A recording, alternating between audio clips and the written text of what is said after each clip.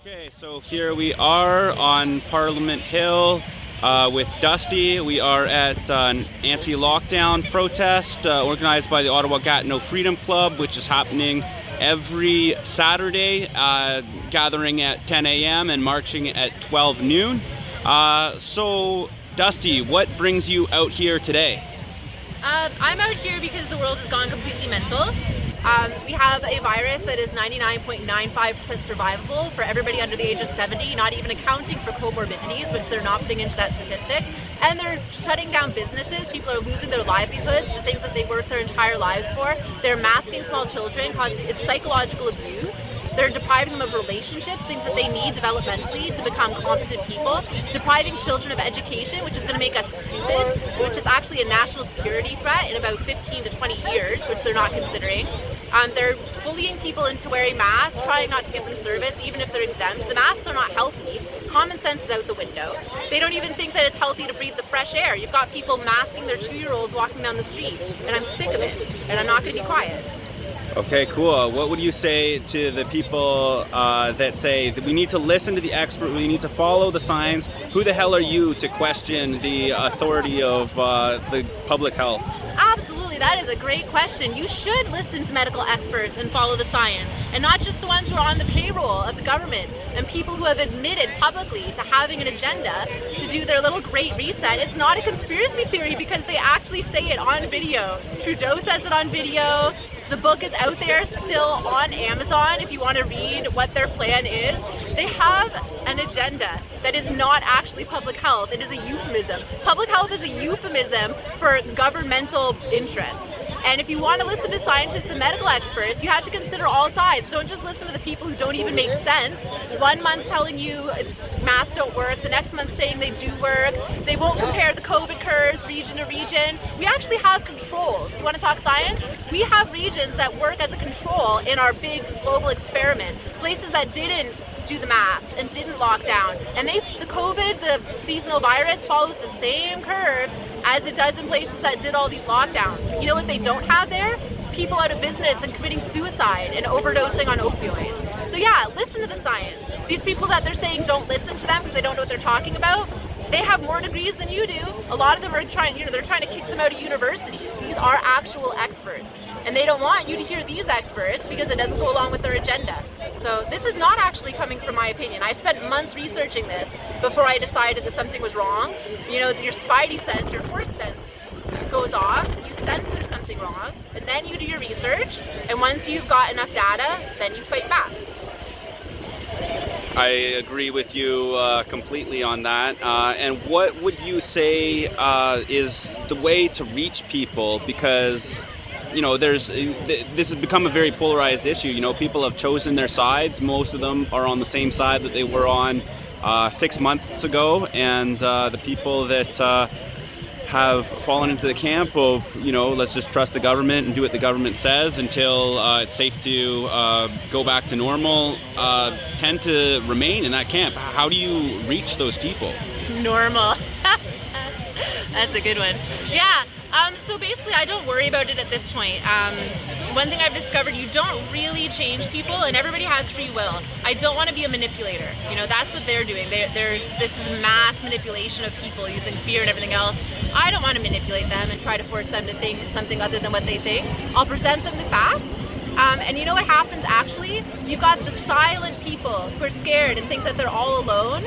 Who suspect something is wrong but think that they're crazy for suspecting it. Those are the people you want to talk to. You want to talk to them and let them know they're not alone, help them to gather the data and the information so that they have, you know, they understand that what they're thinking is actually scientifically and medically justified.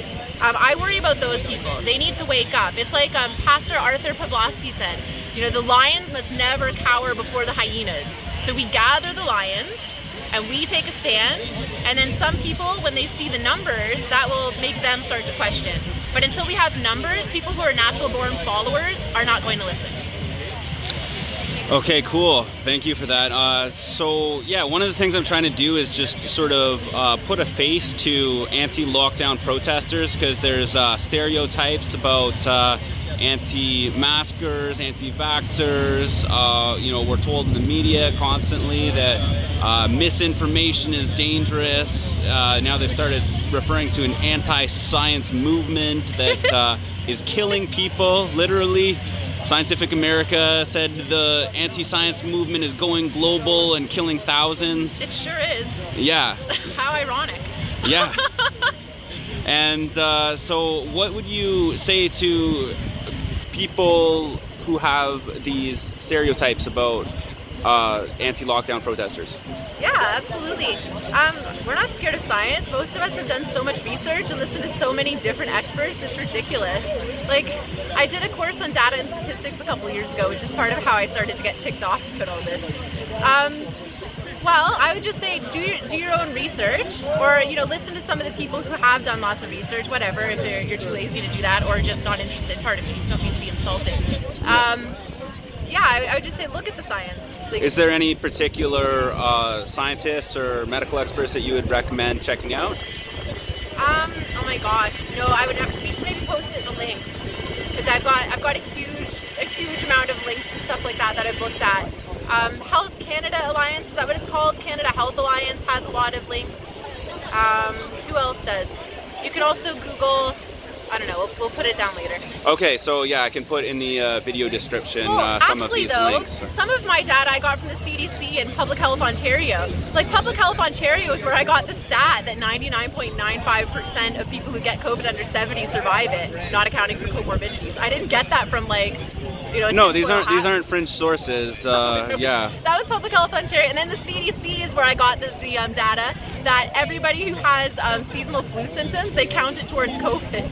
It's on the CDC website. I kid you not. Yeah, well, statistics are an interesting part of this, because I think that most people don't know how to critically analyze statistics, and you could take the same statistic and write a fear-mongering headline, and you could present the same findings in a way that would leave the reader to believe that things are getting a lot better. Yeah, well, Bill Gates wrote a book on it, How to Lie with Statistics, right? Really? Yeah, I'm sure it's very good reading.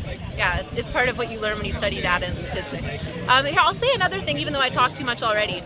It's not just about the science. It's about people who their loved ones have been in the hospital and they can't visit them, and their elderly parents die all alone and frightened.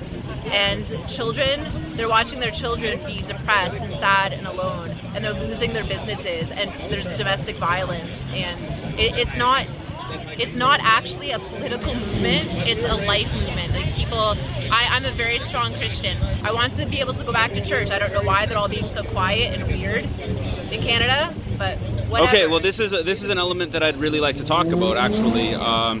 Yeah, because to me, I grew up Christian. And I've been a few times to support my mom, who is trying to get in-person meetings happening again, and people are too afraid to sing hymns in public, even when they're socially distanced and wearing masks.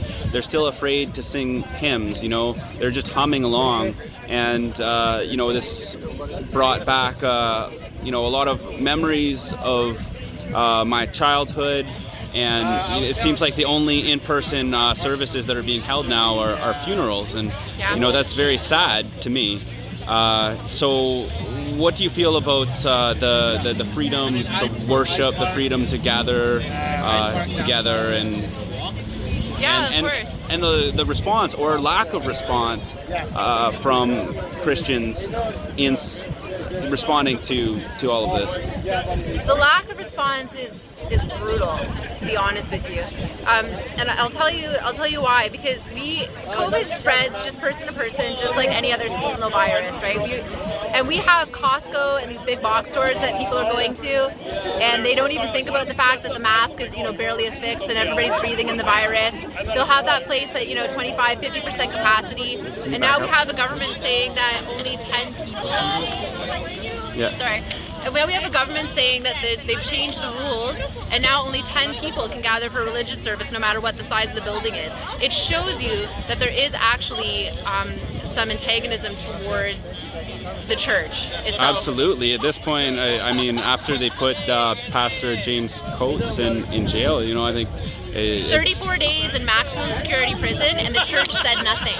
They said nothing. The man's church was full all through COVID. They had no masks, they had no COVID cases, and no COVID cases traced to them.